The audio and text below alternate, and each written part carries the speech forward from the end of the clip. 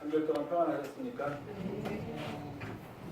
요즘 이제 지금 정말로 그 미세먼지라든지 황사라는 문제가 심각한 것 같아요.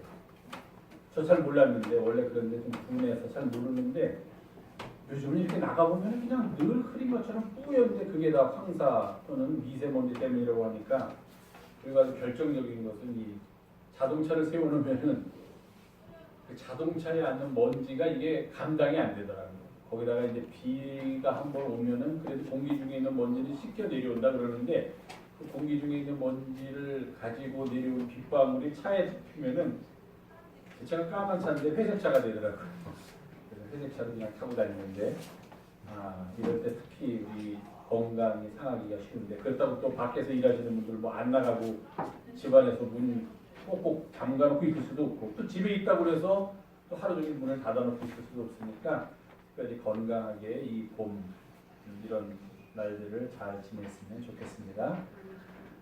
오늘 좋은 찬양으로 우리 어머니의 기도를 다시 한번 우리에게 일깨워주신 분이의 찬양에 감사 말씀드리고 또 장미꽃보다도 더 아름다운 사랑을 우리에게 전해주는 우리 글로리아 중고등 봉헌성 감사 말씀드립니다. 같이 기도하고 하나님의 말씀 나누겠습니다. 거룩하시고 고마우신 주님, 오늘도 저희들이 주님 앞에 나와 예배하면서 이 시간 주의 말씀 속으로 들어갑니다. 주께서 우리의 우둔한 영혼을 깨워주시옵고 우리에게 들려주는 말씀 속에서 우리가 이 땅에서 살아갈 바른 길을 발견하는 은혜의 시간이 되게 도와주시옵소서. 말씀을 전하는 자도 말씀을 듣는 자도 겸손히 주님의 무릎 앞에 우리 모두가 주님의 말씀 앞에 무릎 꿇고 그 말씀을 받아들이는 은혜의 시간이 되게 인도하여 주시옵소서. 우리 구주 예수님의 이름으로 기도하옵나이다. 아멘.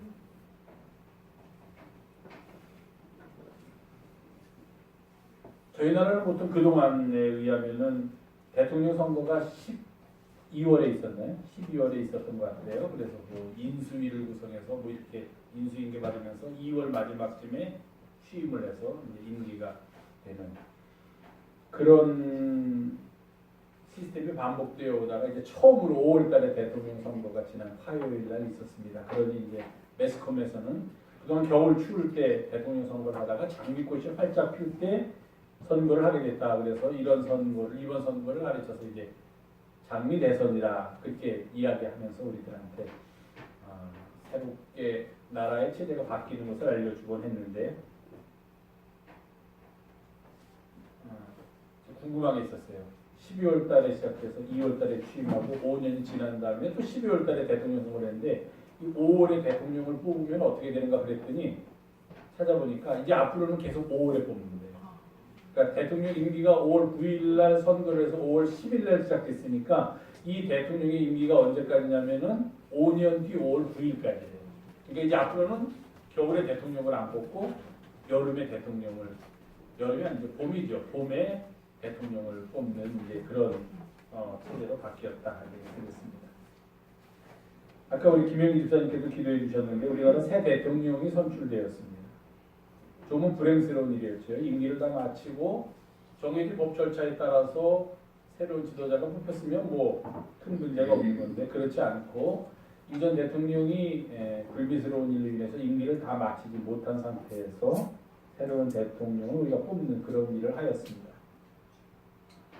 다들 보셔서 아시겠지만 유권자 중에 한 77% 정도가 투표에 참여를 했고 투표에 참여한 사람들 중에 한 41%가 조금 넘는 수가 이번에 대통령으로 당선된 분을 지지했고 그에게 투표를 해서 그분이 대통령으로 당선됐습니다.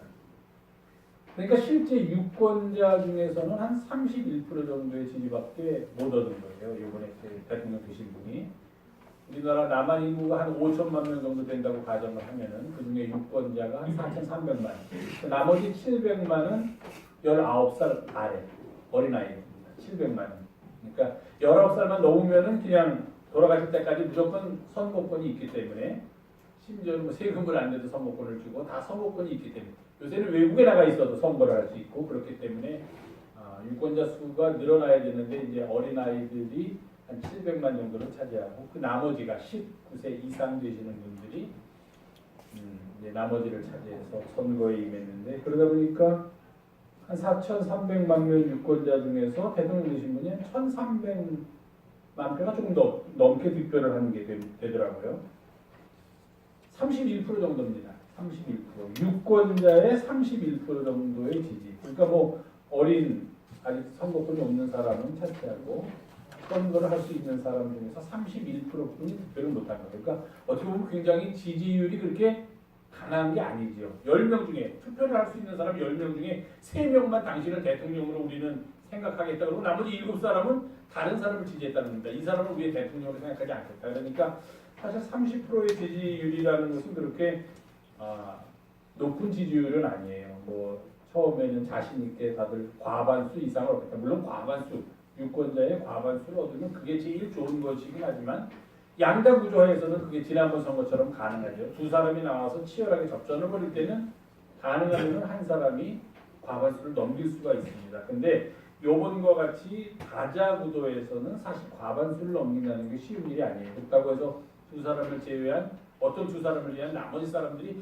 전혀 힘이 없고 이름도 안 알려진 요번에 뭐 15명이나 나왔으니까 기호 6번부터 시작해서 기호 15번까지처럼 전혀 안 알려진 사람들이라면 그럴 수도 있는데 요번에는 적어도 5번까지는 정당의 대표로서 선거에 출마했기 때문에 50%의 과반수 득표는 조금 무리한 일이었고 욕심이었다는 생각을 했는데 31% 정도 득표를 했는데 전체를 대표하기에는 조금 아쉬움이 남기는 하지만 그래도 우리가 작년 10월부터 시작해서 격동기를 겪고 많은 혼란기를 겪으면서 이제는 안정된 정치, 안정된 경제를 바라는 우리들의 염원이 한 단계 도약했다고 생각할 수 있고 그러다 보니까 이제 이렇게 좀 편안한 가운데서 우리 국민이 좀 이제는 정말 정치 신경 안 쓰고 좀 살았으면 좋겠다. 그런 생각. 뭐 정치 신경 안 쓰고 살 수는 없지만 정치를 신경 안 쓴다는 게 뭐 정치에 무관심하다는 이야기가 아니라 좀 그렇게 혼란스럽고 말도 없는 일이 정치적 상황에서는 일어나지 않았으면 좋겠다 하는 그런 생각을 하면서 대선 결과를 우리 모두가 지켜봤을 거라고 생각을 합니다. 한 가지 사족으로 덧붙인다면 뭐 우리들 중에서 어떤 분은 이번에 대통령으로 뽑히신 분에게 투표하신 분도 있을 것이고 어떤 분은 그렇지 않고 다른 분에게 투표한 분도 있었을 거라고 생각을 합니다. 생각이 다 다르기 때문에 이 사람에게 투표하는 것이 옳고 저 사람에게 투표하는 것은 잘못된 것이다라고 단정적으로 이야기해서는 안 되죠. 각자의 생각을 존중해야 되고 뭐 서로가 이야기하면서 설득하면서 같이 좋은 방향으로 나가는 것은 또 바람직한 일이지만 다른 사람이 무조건 잘못됐다고 그 사람을 욕하거나 비난하는 것은 또 우리가 살아가는데 이렇게 올바른 태도는 아닌 것 같습니다. 그래서 개인적으로는요. 제가 어떤 분을 지지했는데 뭐 여러분들도 한 사람을 지지했겠죠. 제가 목사로서 어떤 분을 지지했는데 제 주변에 있는 분들을 보면은요. 우리 교인들 빼놓고는 그 사람을 지지하는 사람이 하나도 없어요. 정말 하나도 없어요. 어쩜 이렇게 하나도 없을지 나도 하나도 없어가지고 제가 선거역까지 얼마나 마음을 졸였는지 몰라요. 심지어는 제가 뭐 이런 말씀해서 죄송한데 이 목사들이 모임에 가서 이렇게 얘기를 해봐도 그 사람 지지한다고 말했다가는 괜히 이상한 사람 취급하고 좀 뭐가 잘못된 사람 아닌가 하는 그런 취급을 받게 되더라고요. 이게 어떻게 되는가. 그래서 저는 사실 솔직히 말해서 되게 염려를 하고 걱정을 했어요. 이거 뭐 겉으로 드러나는 지지율이라든지 뭐 이런 게 이게 잘못된 거 아닌가. 우리가 보통 하는 페이스북이라는 거 이거 잘못 보면 안 되죠. 페이스북은 내 친구들 이야기만 있어요. 다른 말로 하면 내 친구들은 다 나하고 생각이 비슷한 사람들이 거기에 친구예요. 그것만 보고서 세상이 이렇게 돌아간다고 생각하면 큰 잘못이지요. 그렇지 않게 생각하는 사람들이 더 많이 있습니다.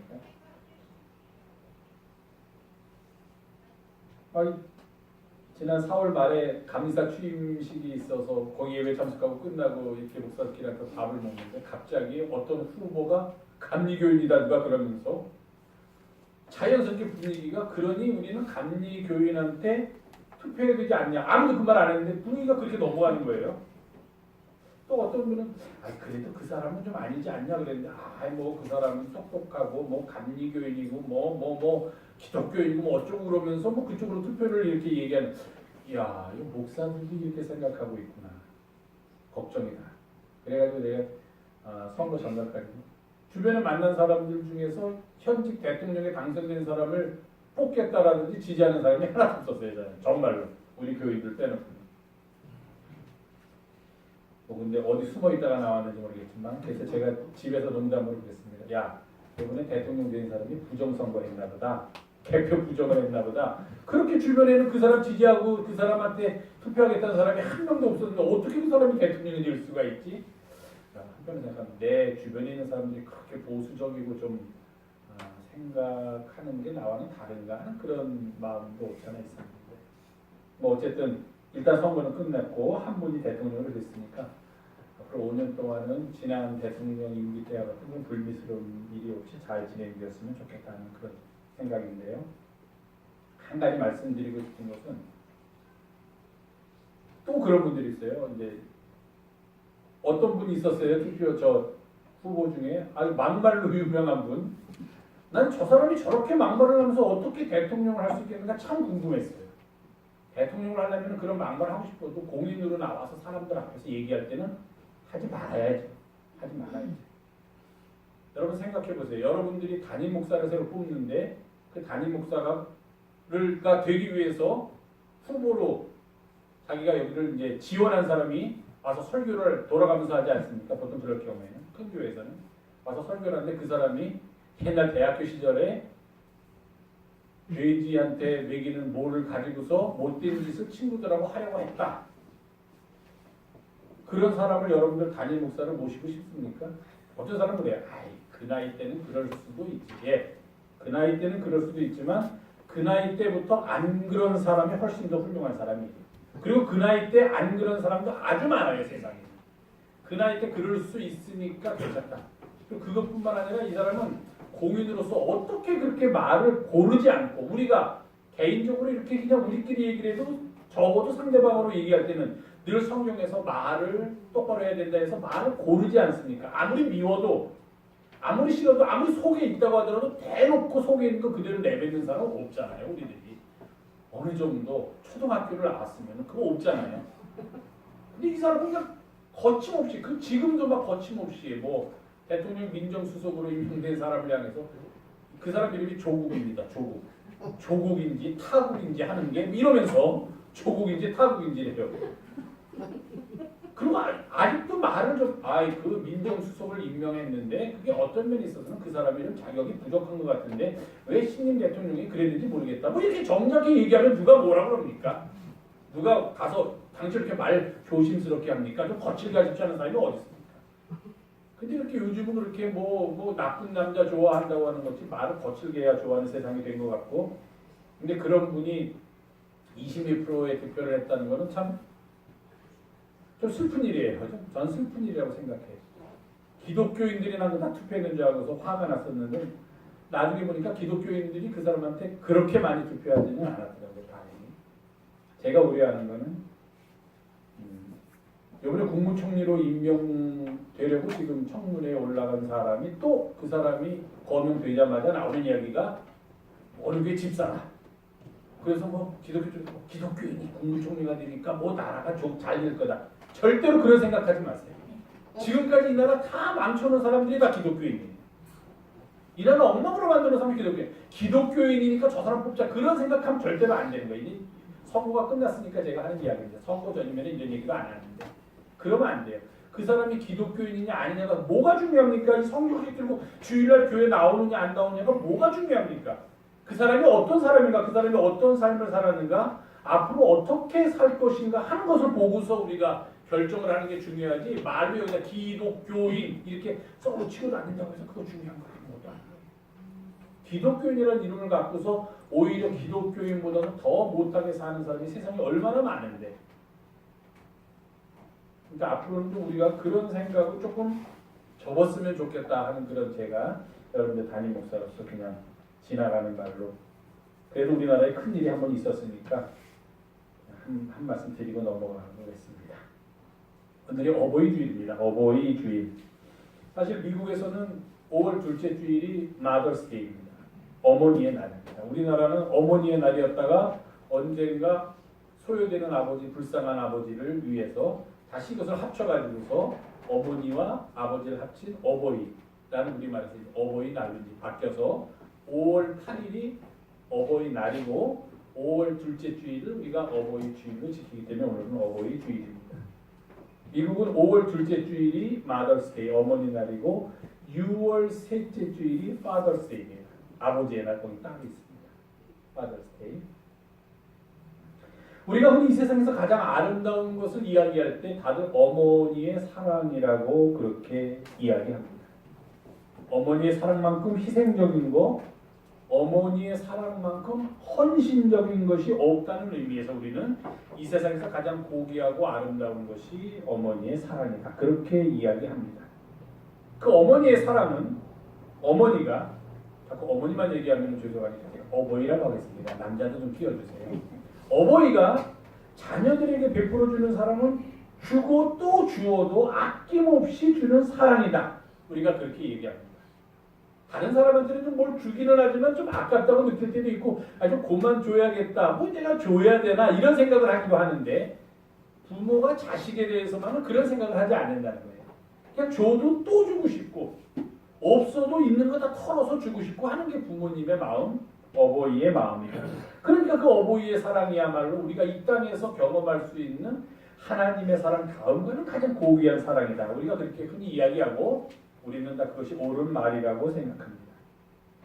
그런데 문제가 있습니다. 그 어버이의 사랑이 만약에 맹목적이 된다든지 또는 어버이의 사랑이 철저히 이기적인 면에서 그 사랑을 준다면 그것은 잘못된 일이다. 아무리 주고 또 주고 희생적이고 헌신적이라고 하더라도 맹목적이거나 철저히 이기적인 사랑이라면 그것은 조금 문제가 있는 것은 아닌가 그런 생각을 해봅니다. 무슨 말이냐? 왜 어머니의 사랑, 어버이의 사랑이 문제가 될 수 있겠느냐? 그것은 내 자녀라는 이유로 무조건 감싸준다든지 그의 편을 드는 것은 결코 올바른 태도가 아니다 하는 것이기 때문입니다.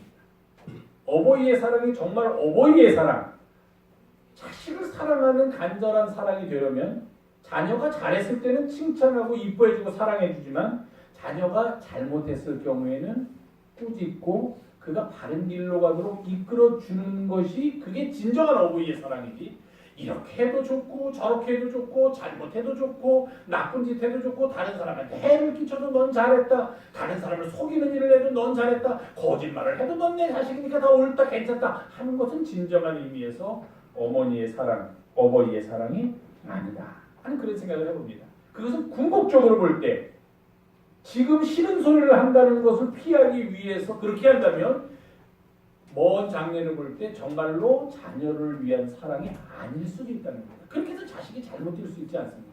자기가 하는 것은 무조건 옳다고 생각할 수 있고 자기만 아는 어리석은 자들이 식당에 가면은 어린아이들이 막 뛰어다니죠. 외국 사람들은 절대로 못하게 합니다. 큰일 납니다. 식당에 가. 왜? 다른 사람들이 있기 때문에. 근데 우리나라에서 막 뛰어다니는 거 옆에서 뭐라 하면 애들이 그럴 수도 있지 뭘 그러냐고 그럽니다. 애들이 그럴 수 있는 건 집안에서만 그럴 수 있으면 됩니다. 집안에서 뛰어다니든지 뒤집어 엎든지 호평을 엎든지 텔레비전을 깨부시든지 뭐 상관없습니다. 자기네 집 안에서 하면. 그러나 다른 사람이 함께 있는 공공의 장소에 오면은 공공 장소에서 해야 되는 다른 사람한테 해가 되지 않도록 해야 되는 일들이 있습니다. 근데 내가 하는데 네가 뭐야 하는 식으로 자녀들을 옹호한다는 것은 그것은 오히려 그들이 나중에 컸을 때 자기만 아는 잘못된 삶을 살 수 있기 때문에 진정한 의미에서 어머니의 사랑이다. 어버이의 사랑이다. 그렇게 이야기하기는 좀 어렵지 않는가 하는 그런 생각을 해봅니다. 우리 선율이한테는 안 그러겠지만 그런 거 있죠. 이렇게 가다가 넘어진다든지 부닥치면은 우리 할머니들 됐지. 우리 이쁜 선율이 에이구 너는 왜 우리 이쁜 선율이한테 이렇게 아프게 했어 그래. 얘가 무슨 잘못이 있습니까? 얘는 가만히 있었는데 선율이가 가다 부딪혔는데 왜 얘가 혼을 내고 선율이는 혼을 안 내야 됩니까? 그러니까 이런 것들이 이제 지금은 뭐 그냥 우스갯소리로 예를 드는 거지만 이런 것들이 우리의 자녀들한테 대해서도 우리가 맹목적으로 그냥 내 자녀이기 때문에 무조건 너는 하루다 너가 하는 것은 다 내가 받아준다는 식으로 한다면 그것은 진정한 의미의 그것도 어머니의 사랑, 어버이의 사랑이라고 말할 수 있을까? 조금 의심스럽다는 겁니다. 그래서 오늘 제가 본문을 택했습니다. 과연 진정한 어버이가 된다는 것은 무엇인가? 자녀들한테 바람직한 어버이의 상은 어떤 것일까? 당연히 바람직한 어버이는 자녀를 사랑하는 사람입니다. 사랑하기 때문에 자녀들이 필요한 것들을 제공해주고 어떻게 해서든지 우리 자녀들이 이 세상 살아가는데 힘들지 않았으면 좋겠다는 마음으로 내가 가진 모든 것을 내어주고 그들을 위해서 기도하는 게 바람직한 어버이입니다. 그래서 그들이 커서 스스로 경제적으로 또는 여러 가지 면에서 독립할 수 있을 때까지는 내가 그들에게 필요한 것들도 제공해주고 그들을 사랑해주고 그들을 울타리 안에 품어주는 게 바람직한 어버이의 모습입니다. 그런데 이런 것만 가지고서 우리가 제대로 된 어버이다라고 말하기에는 뭔가 좀 부족한 점이 있다 하는 겁니다. 그럼 무엇을 거기에 더해야 할까? 자녀들을 돌봐주고 사랑해주고 그들을 울타리에 품어주고 그들을 위해서 기도하는 것에다가 무엇을 우리가 더해야지만 진정으로 바람직한 어버이의 모습을 가지게 될까? 어버이들이 살아오면서 겪었던 삶의 경험에서 옳고 그른 것, 서야 할 자리와 서지 말아야 할 자리, 가야 할 길과 가지 말아야 할 길을 자녀들에게 가르치는 것. 그것이 어버이들이 할 일이고 그 일을 할 때 우리는 비로소 바른 어버이로서 살아가고 있다. 그렇게 이야기할 수 있다는 것입니다. 자녀들을 무조건 옳다 그래 네가 맞다 하고 이렇게 옹호해 주는 것만 가지고서도 부족하고 그렇다고 해서 야 네 맘대로 해 그래 네가 알아서 해 너가 다 네 생각대로만 해 하고 또 자녀들을 그대로 놔두는 것도 옳은 태도는 아니다 하는 겁니다. 자녀들을 돌봐주고 사랑하되 그들이 바르게 자라도록 이끌어 주어야만 한다는 것입니다. 또 바르게 자라도록 이끌어 주기 위해서는 어버이는 무엇을 해야 되는가? 역사의 중개자가 되어야만 합니다. 어느 어버이든지 어느 시대를 살든지 어버이의 책무 중에 하나는 지나온 세대의 경험과 교훈을 받아서 다가오는 세대에게 그 경험과 교훈을 전해주는 역할을 하는 게 바로 어버이의 참된 직무다. 그렇게 이야기할 수 있다는 것입니다. 이전 세대로부터 물려받은 삶의 유산들, 삶의 경험들, 삶의 지혜들, 거기에 내가 살면서 느꼈던 경험들, 삶의 지혜들을 함께 모두어서 다가오는 다음 세대, 우리의 자녀들에게 전해주는 것, 그것이 바로 어버이가 할 일이다. 요즘 탤런트 중에 한 사람이 이런 말을 했습니다. 나이가 좀 드신 분인데 그분이 생각하기에는 우리 민족이 안고 있는 여러 가지 문제 중에 하나가 남북 갈등뿐만 아니라 세대 간의 소통이 안 되는 거다. 그런 말을 했어요. 세대 간에 좀 소통을 해야겠다. 근데 세대 간의 소통이 안 되는 이유 중에 하나는 부모들이 자꾸 자녀들한테 아이들한테 니들이 뭘 알아? 넌 틀려, 넌 잘못된 거야. 이렇게 윽박지른다는 거예요. 그래서는 안 된다는 거예요. 이제는 자녀들이 우리들보다도 훨씬 더 많이 알고 있다는 사실을 인정해야 한다는 겁니다. 자녀들에게 소리에 귀를 기울여야 되는 거예요. 왜 쟤는 나와는 다르게 저렇게 생각할 수밖에 없을까 하는 것을 귀를 기울여야 한다는 것입니다. 그러면서 내 삶의 지혜를 통하여 내가 경험했던 경험을 통하여 그들의 음성을 듣고 그것이 함께 접목하면서 어느 것이 우리들의 자녀들을 위해서 바른 길인가를 함께 찾아내는 것. 그것이 어버이들이 해줄 일이다. 무턱대고 윽박지르는 것도 아니고 무턱대고 네 마음대로 해라는 것도 아니고 그들의 음성과 그들의 삶의 자리에 귀를 기울이고 또 내가 지금까지 살아온 삶의 경험과 삶의 지혜를 함께 조합해서 거기서 과연 우리가 이 땅에 한 사람으로서 우리가 이 땅에 한 그리스도인으로서 크리스천으로서 어떻게 살아가는 것이 옳을 것인가 함께 의논하고 찾으면서 그 길을 열어주는 것. 그것이 바로 어버이의 할 일이다. 그렇게 말씀드릴 수 있습니다. 오늘 본문에서 그래서 시편 기자가 이렇게 얘기합니다. 내가 입을 열어 비유로 말하며 옛날로부터 감추어졌던 것을 다 이제부터 드러내려고 하는데 이것은 어디서부터 온 것인가? 내가 나의 조상으로부터 들어서 알게 된 것이요 우리 조상들이 우리에게 전한 것을 이제 내가 나의 자손들에게 알리고 또 그 나의 자손들은 그들의 후대에게 이 일을 알리게 하기 위함이다. 그렇게 이야기하고 있습니다. 자, 그렇다면 우리가 사랑을 전하는 것에 더하여서 삶의 지혜, 삶의 바른 길을 전하려면 무엇을 우리들의 자녀들에게 말해야만 할까요? 무엇을 전할 수 있을까요? 오늘 본문을 보니까 이렇게 얘기합니다. 여호와의 영예, 여호와의 그 아름답고 귀한 이름, 그리고 여호와의 능력, 그리고 그 여호와께서 능력을 가지고 우리들에게 베풀어 주신 그 기이한 우리가 생각할 수 없는 기적과 같은 그런 일들, 이것을 우리들의 자녀들에게 이야기해 주는, 그것을 중개해 주는 역할을 어버이가 해야 한다 하는 것입니다.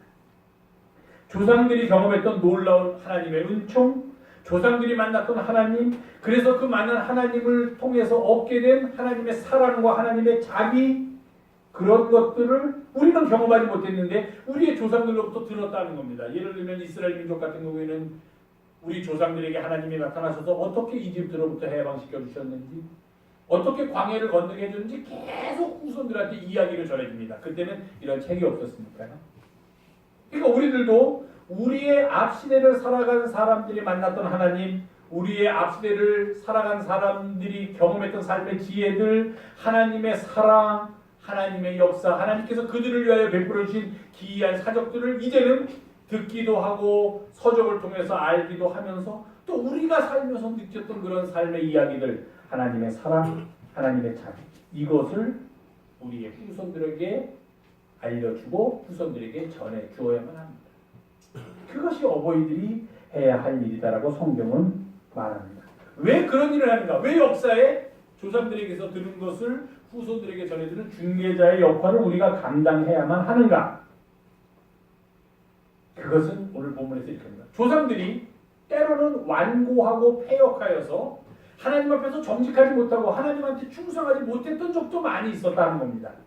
그래서 그들이 어떤 일을 당했는지를 우리가 듣고 배우고, 그러니까 다음 세대는 그런 일을 당하지 않도록, 하나님 앞에 정직하지 못한 일을 하지 않도록, 하나님 앞에 완고하고 패역한 일을 하지 않도록, 하나님 앞에서 충성되지 않은 모습을 보이지 않도록 하기 위해서 우리가 우리의 후손들에게 조상들로부터 전해받은 것 더하기 우리들의 삶의 경험, 우리들이 만났던 하나님, 우리들이 받았던 하나님의 사랑과 자비를 한꺼번에 우리의 자손들에게 알려줘야만 한다는 것입니다. 그럼 그 자손들은 또 우리에게서 받은 것에 자기들의 삶의 경험을 더하여서 다음 세대에 전해줍니다. 하면서 우리가 점점 더 삶이, 믿음이 풍요롭게 된다는 것을 성서는 우리에게 가르쳐주고 있습니다. 왜 이런 일을 해야 됩니까? 그렇게 묻는다면 오늘 시편 기자는 이렇게 말합니다. 그렇게 함으로써 우리들의 후손들로 하여금 소망을 하나님께 두고 이 세상을 살게 하기 위해서다. 그렇게 하는 이유는 하나님께서 행하신 일을 잊지 않게 하기 위해서다. 그렇게 하는 이유는 그들이 오직 하나님의 계명을 지키면서 살아가도록 하기 위함이다. 이렇게 얘기해요. 어머니로서 이 땅에서 해야 될 가장 아름다운 일, 가장 고귀한 일 중에 하나가 그들을 사랑하는 것이지만 거기에 더하여서 우리가 그들이 하나님께 소망을 두고 살아가도록 한다. 그들이 하나님께서 베풀어 주신 놀라운 일에 늘 감사하고 감격하면서 살아갈 수 있도록 우리가 그들을 도와줄 수 있다. 그래서 그들이 하나님의 말씀 안에서 하늘 길을 걸으면서 이 땅에서 살도록, 그렇게 우리가 어버이로서 먼저 살고 있는 사람들로서 우리의 자녀들을 양육할 수 있다면 그거보다 더 값지고 아름다운 일은 세상에 없다 하는 겁니다. 오늘은 어버이 주일입니다. 우리는 보통 어버이 주일이 되면 내 부모를 공경하라가 설교의 주제입니다. 어버이를 사랑하십시오. 공경하십시오. 그것이 약속 있는 첫 계명입니다. 그건 무슨 말이냐면 10계명에 보면은 제1은 나 외에 다른 신을 두지 말라는 말이 있죠. 그런데 그렇게 하면은 뭘 어떻게 해주겠다는 그런 약속이 있는 첫 계명이 내 부모를 공경하라는 겁니다. 위에 거는 다 그렇게 해라는 이야기까지만 있는데 다섯 번째 계명에 들어가면 내 부모를 공경하라 하고서 그러면 내가 잘 되고 내가 사는 땅에서 장수하리라는 약속이 붙어있는 첫 계명이다 하는 겁니다. 어버이를 사랑하고 어버이를 공경해야 한다는 이야기를 많이 듣게 됩니다. 당연한 일인데도 불구하고 우리의 삶이 그렇지 않기 때문에, 그렇게 살지 못하기 때문에 그런 메시지가 해를 거듭해도 지속적으로 선포되고 있습니다. 그런데 이제는 우리는 모두 다 어버이를 공경해야 되는 어버이가 있는 입장이면서 동시에 여기 있는 분들 중에 많은 수는 또 어버이입니다. 내가 어버이예요. 내가 공경해야 할 어버이도 있지만 또 이제는 나를 보고 있는 나를 삶의 모델로 삼고 있는 우리의 자손들이 있는 우리가 어버이다 하는 겁니다. 그러니까 문제는 내 어버이를 공경하는 것 못지않게 내가 어버이로서 세상을 어떻게 살아야 할까 하는 것도 함께 고민해야 될 일이다 하는 겁니다. 그것을 잊어버려서는 안 된다는 거예요. 우리가 후손들에게 지금은 어버이라고 불리고 있는데 도대체 우리가 어버이라고 불린다는 말의 의미가 무엇인가를 늘 고민하면서 살아가야만 한다는 것입니다. 어버이는 어떤 사람입니까? 사랑하는 자입니다. 아까도 말씀드렸지만 무조건 사랑을 베푸는 자입니다. 자녀들에게 사랑을 베푸는 자. 그래서 우리들은 그 사람들을 가르쳐서 giver of love라고 얘기합니다. 사랑의 수여자. 사랑의 마음. 그냥 주는 사람, 한없이 주는 사람입니다. 그렇기 때문에 우리는 어버이를 통해서 우리가 자녀로서 자녀의 입장에 쓴다면 우리의 어버이를 통해서 이 땅에서 가장 아름다운 삶, 가장 고귀한 삶을 경험하게 됩니다. 그러면서 우리는 우리의 어버이를 공경하게 됩니다. 그런데 그와 동시에 이제는 우리가 자녀로서 어버이를 공경하는 것 말고 우리의 자녀들이 또 우리를 어버이라고 부르고 있다는 그런 이야기입니다. 그 사실을 잊지 말아야만 합니다. 그럼 내가 이제는 어버이로서 어떻게 살아야 할 것인가 하는 것도 함께 생각해야 되는 그런 때다 하는 겁니다. 자녀로서 어버이를 공경하는 것에 더하여서 어버이로서 내 자녀들, 내 후대들을 어떻게 대할 것인가 하는 것도 함께 우리에게 과제로 주어져 있다는 것을 잊어서는 안 됩니다. 어버이는 아까도 말씀드렸지만 어버이가 할 가장 중요한 일은 위로부터 물려받은 삶의 경험과 믿음의 유산들을 다음 세대에게 전해주는 역할을 하는 역사의 증언자, 역사의 중개자입니다. 우리들의 선조들이 살았던, 우리들의 선조들에게 나타났던 하나님을 우리도 찾고 우리도 발견함으로써 우리는 이 땅에서 살 길을 찾습니다.